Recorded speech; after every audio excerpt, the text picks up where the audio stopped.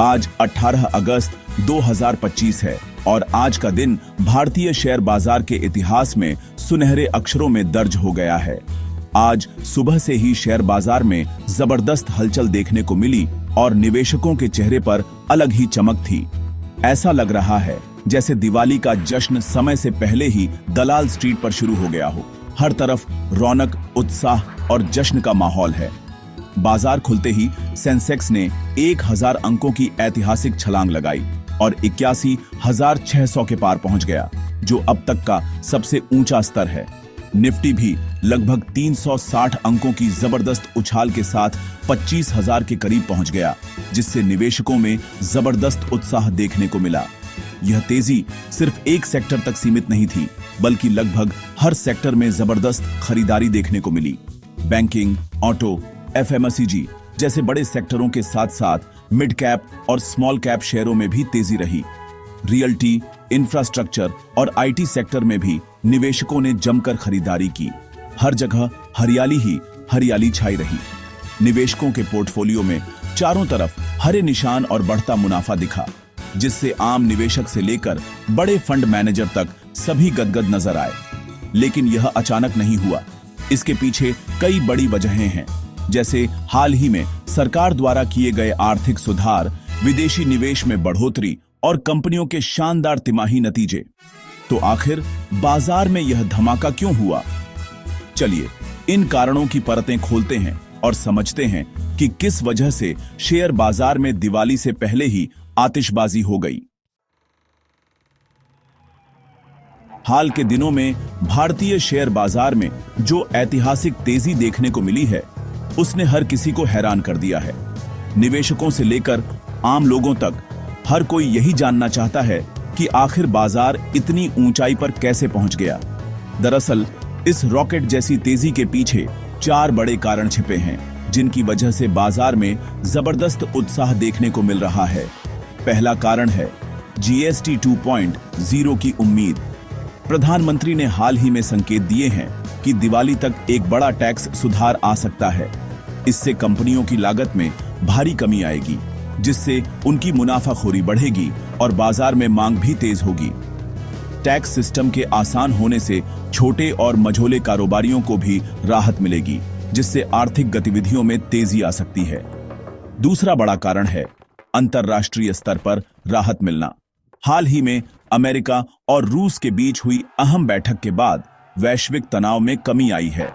इससे भारत पर किसी भी नए टैरिफ का खतरा टल गया है और कच्चे तेल की कीमतों में भी गिरावट आई है। इससे भारतीय कंपनियों की लागत घटेगी और मुनाफा बढ़ेगा, जिससे निवेशकों का भरोसा और मजबूत हुआ है। तीसरा कारण है एशियाई बाजारों से मिले मजबूत संकेत। जापान, ताइवान और चीन के शेयर बाजारों में जबरदस्त तेजी देखने को मिली है, जिसका सीधा असर भारतीय बाजार पर भी पड़ा है। विदेशी निवेशकों ने भारत में पैसा लगाना शुरू कर दिया है, जिससे बाजार को और मजबूती मिली है। चौथा कारण है अर्थव्यवस्था में लौटता आत्मविश्वास। निवेशकों को अब लगने लगा है कि देश की अर्थव्यवस्था पटरी पर लौट रही है और अच्छे दिन आने वाले हैं। इसी भरोसे के चलते वे जमकर खरीदारी कर रहे हैं, जिससे बाजार में नई ऊर्जा देखने को मिल रही है। आम लोग भी अब निवेश के लिए आगे आ रहे हैं। इन चारों वजहों ने मिलकर भारतीय शेयर बाजार को नई ऊंचाइयों पर पहुंचा दिया है। बाजार में जोश और उम्मीद का माहौल है और हर कोई इस तेजी का फायदा उठाने की कोशिश कर रहा है। अब जानते हैं इस ऐतिहासिक तेजी का असर आपकी जेब पर कैसे पड़ेगा और आम लोगों के लिए इसमें क्या मौके छिपे हैं। सबसे बड़ा कारण जीएसटी 2.0। सरकार टैक्स स्लैब को सरल और सस्ता करने की तैयारी में है। 12 और 18% के स्लैब मिलाकर 15% का नया स्लैब बन सकता है और 28% का ऊंचा स्लैब खत्म हो सकता है। अगर ऐसा हुआ तो रेस्टोरेंट, मोबाइल बिल, बीमा जैसी सेवाएं सस्ती हो जाएंगी। ऑटो सेक्टर को भी राहत मिलेगी।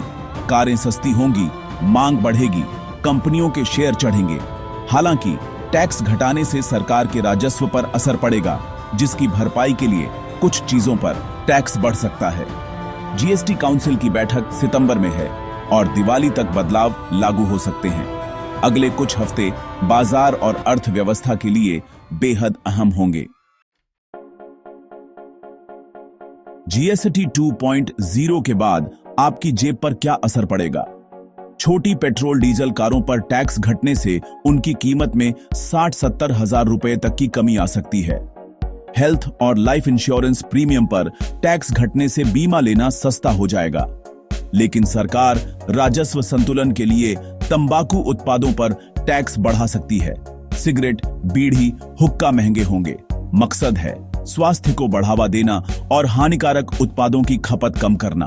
सीमेंट, ऑटो, कंज्यूमर ड्यूरेबल्स, बीमा सेक्टर को सीधा फायदा मिलेगा।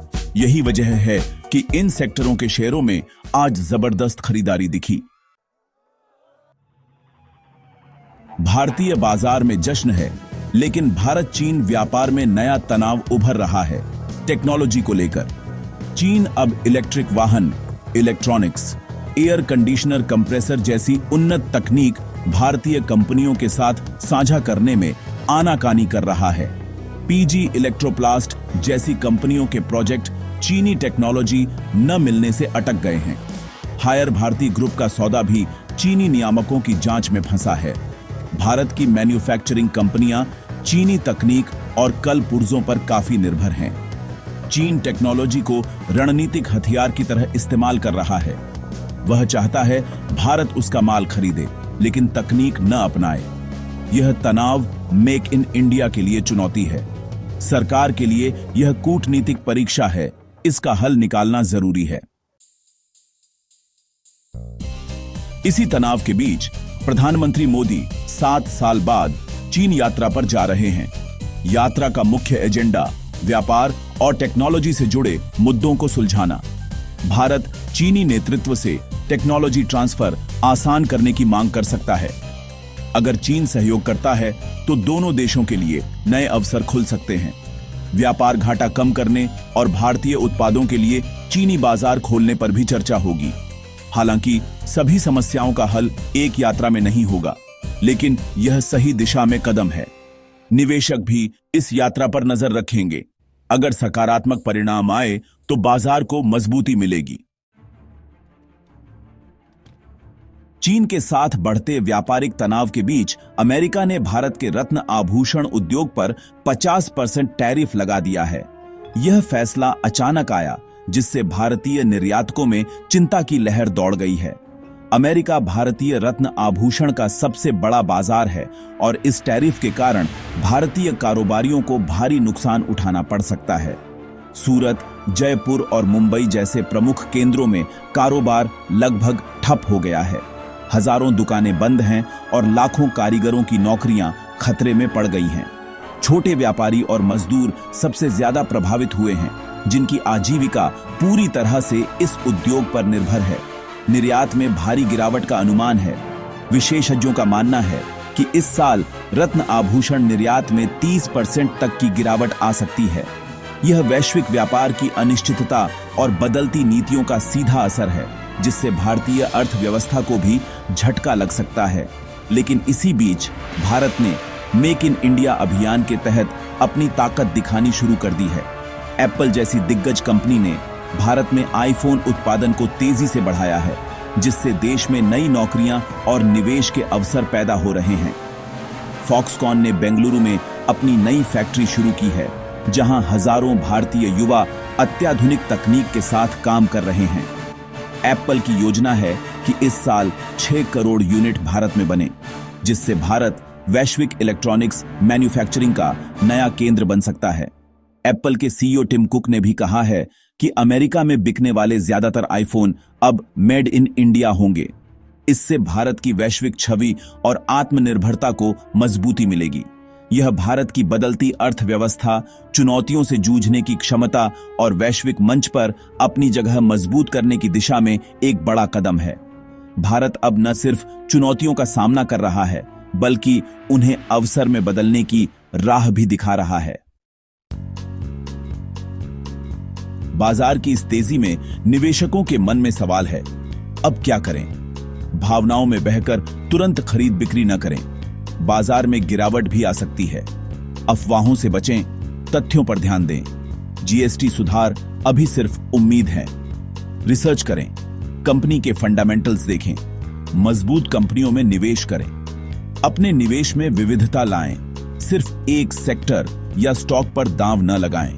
नए निवेशकों के लिए म्यूचुअल फंड में एसआईपी बेहतर विकल्प हो सकता है।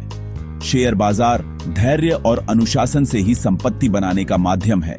सोच समझकर निवेश करें। तो निष्कर्ष क्या है? बाजार का सेंटिमेंट फिलहाल बेहद सकारात्मक है। जीएसटी सुधारों की उम्मीद सबसे बड़ी वजह है। ऑटोमोबाइल, कंज्यूमर ड्यूरेबल्स, बैंकिंग, बीमा, इन सेक्टरों पर नजर रखें। टैक्स कटौती और त्योहारी सीजन से इनकी बिक्री में उछाल आ सकता है। चीन के साथ टेक्नोलॉजी तनाव और अमेरिकी टैरिफ जैसी वैश्विक चुनौतियां भी बनी हुई हैं। सरकार को कूटनीतिक स्तर पर इनसे निपटना होगा। प्रधानमंत्री की चीन यात्रा अहम है। कुल मिलाकर बाजार रोमांचक मोड़ पर है। सुधारों की उम्मीदें और वैश्विक चुनौतियां दोनों साथ हैं। सही रणनीति और सावधानी से आगे बढ़े, भविष्य उज्जवल दिख रहा है।